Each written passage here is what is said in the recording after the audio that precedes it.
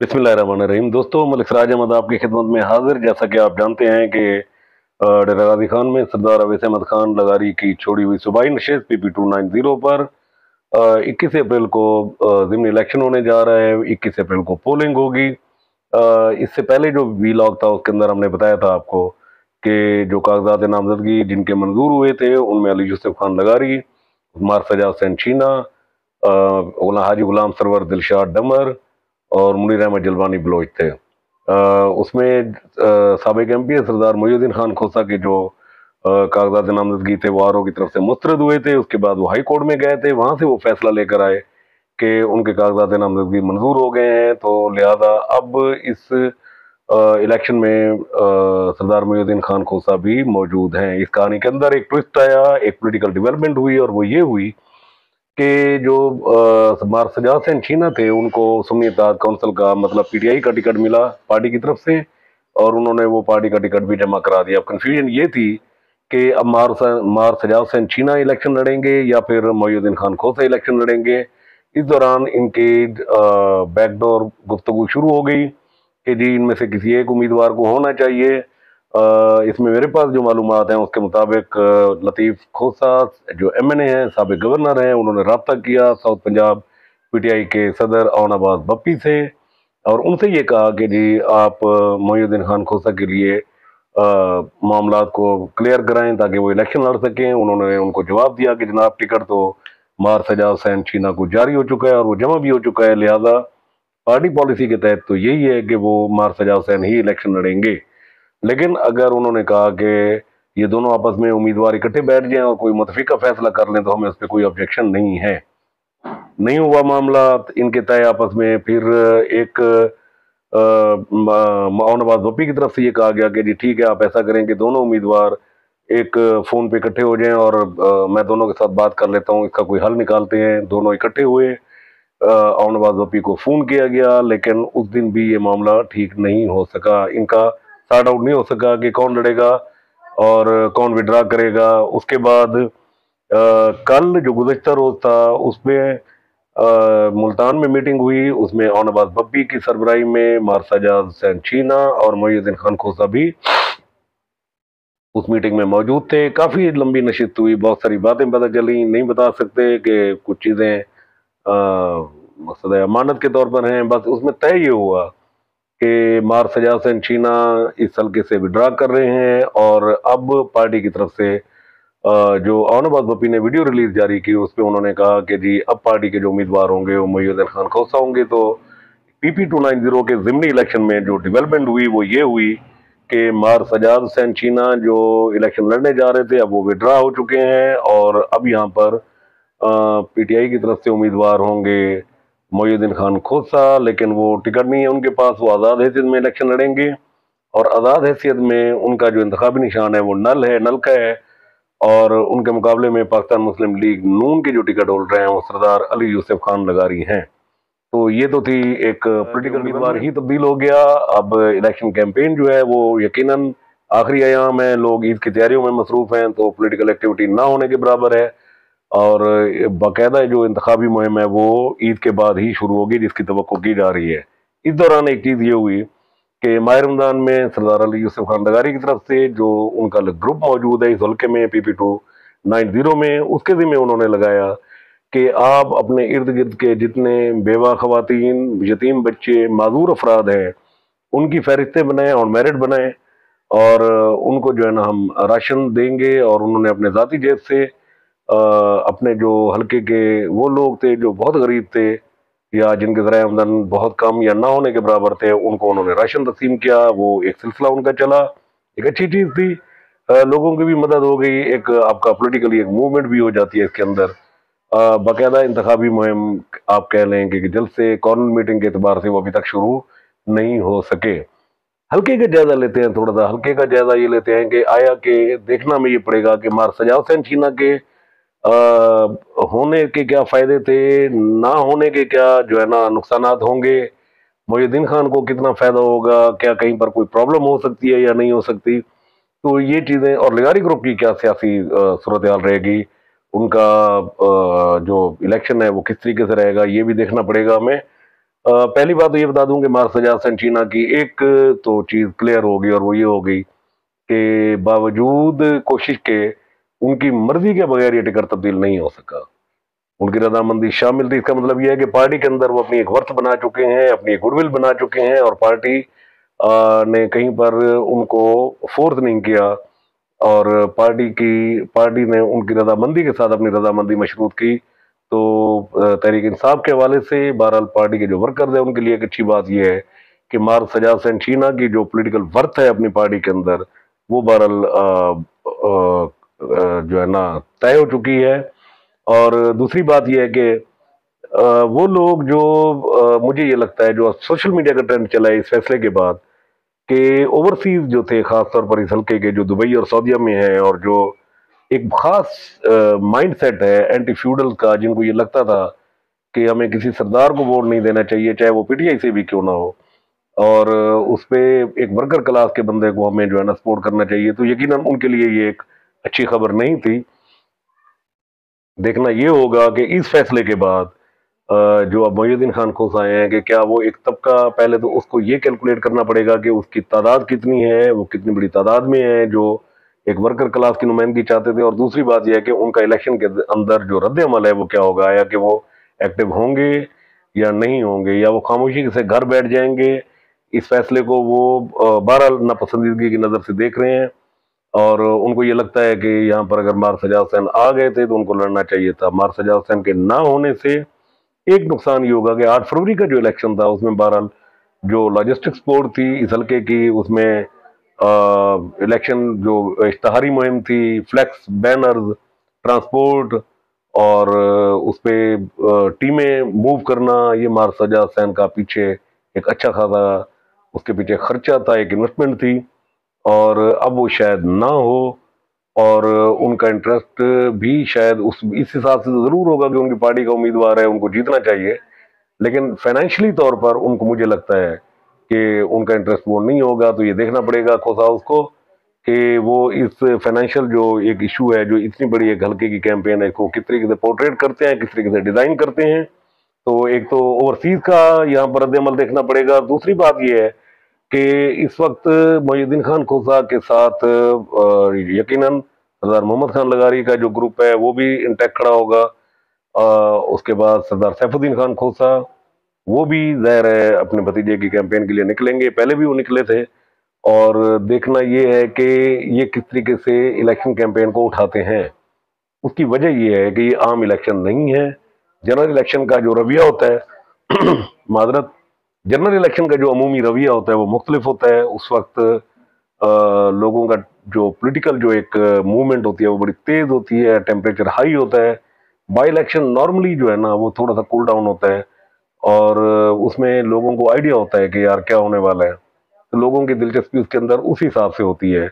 यहाँ पर अमूमन ये देखा गया है कि ज़िमनी इलेक्शन जो है ना वो हुकूमती जो है ना उम्मीदवार जीतता है, लेकिन 2018, आपको एक दिलचस्प बात बताता चलूँ कि 2018 से 2024 के दरमियान मुख्तलिफ इलेक्शन हुए।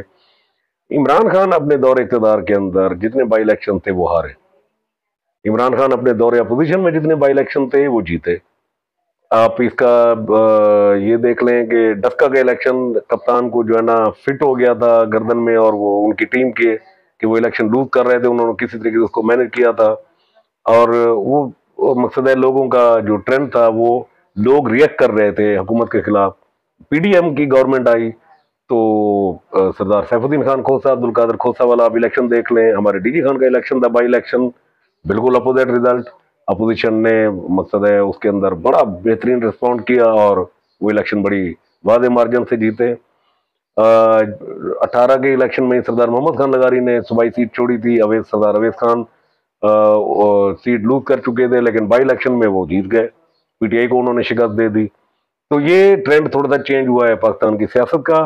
देखना पड़ेगा कि इस वक्त जो 21 अप्रैल को इलेक्शन है उसके अंदर क्या होने वाला है, लेकिन इसमें कुछ मेरिट डिमेरिट्स को हम डिस्कस कर लेते हैं। वो ये है, मेरिट जो खोसा ग्रुप है उसका जो मेरिट्स हैं वो उनके साथ ज़ाहिर है पीटीआई का एक वोट है, नौजवान है, मोहम्मद खान, सरदार सैफ खान, सरदार मोहम्मद खान का भी ग्रुप, यहाँ पर काफ़ी सारे लोग यहाँ पर मौजूद हैं। यकीनन उनको एक उसके अंदर वो हेल्पिंग हैंड होंगे, अच्छा एक इलेक्शन बनेगा। अब आ जाए लगारी ग्रुप की तरफ, तो सूबे में हुकूमत, विफाक में हुकूमत, जिला इंतजामिया उनके हाथ में, फंड उनके हाथ में, इदारे उनके हाथ में, लोगों को काम के हवाले से प्रॉब्लम नहीं है। अगर वो करने पे जब आएंगे तो ज़ाहिर है लोगों का थाना, कचहरी, पटवारी, वापडा, सड़कें, गली नाली, सोलिंग, तो बहुत सारी चीज़ें होंगी जिसपे लोग अपने मसाइल से निकलना चाहते हैं, और लोग सोचते हैं कि यार जब हुकूमत ही इनकी है और हम क्यों इतनी मुश्किल में वक्त गुजारे। तो ये एक नफ्सियाती तौर पर, एक साइकोलॉजिकली उनको एक एज होता है, एक बढ़तरी होती है, जिसकी बुनियाद पर हुकूमती उम्मीदवार जो है ना, जिसका फायदा ले रहा होता है। और सबसे बड़ी बात फिर लिगारी ग्रुप का वहां पर होना, जितने नोटेबल्स हैं एक बड़ी तादाद में है। महमूद कादर खान लगारी एमपी हैं, वो हाजी कमान, जोक उत्तरा, हजारा, इस साइड की यूनियन काउंसिल को वो कवर कर रहे हैं। सरदार अहमद खान लगारी एमपी हैं, एक्टिव हैं इस वक्त, वो इस हल्के के अंदर अपना असर रसूख इस्तेमाल कर रहे हैं।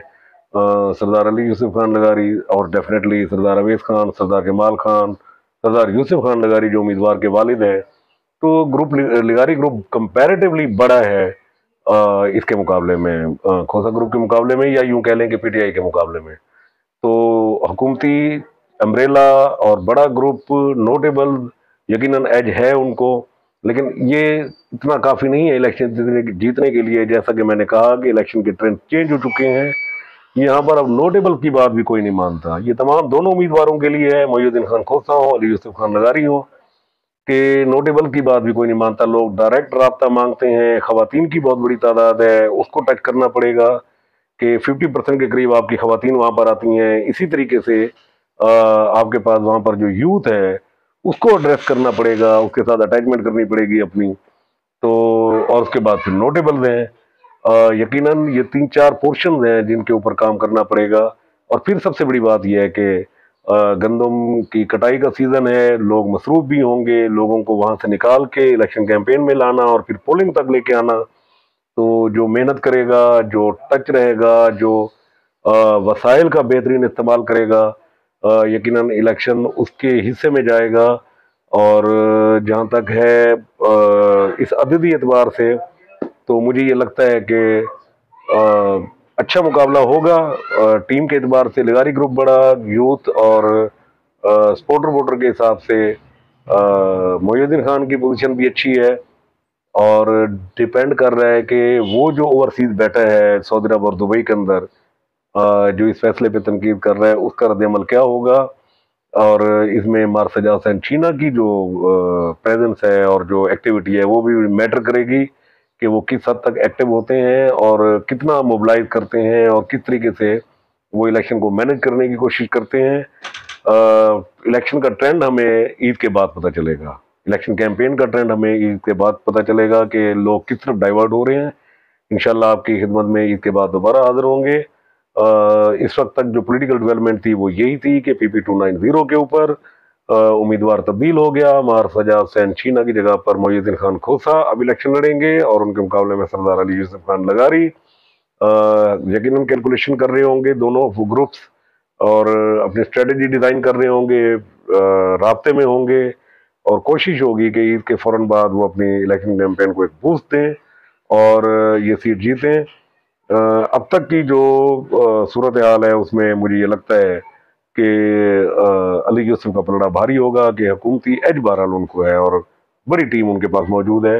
मोहिउद्दीन खान को बहुत मेहनत करनी पड़ेगी और काफ़ी वसाइल खर्च करने पड़ेंगे अपने इलेक्शन को बेहतर करने के लिए।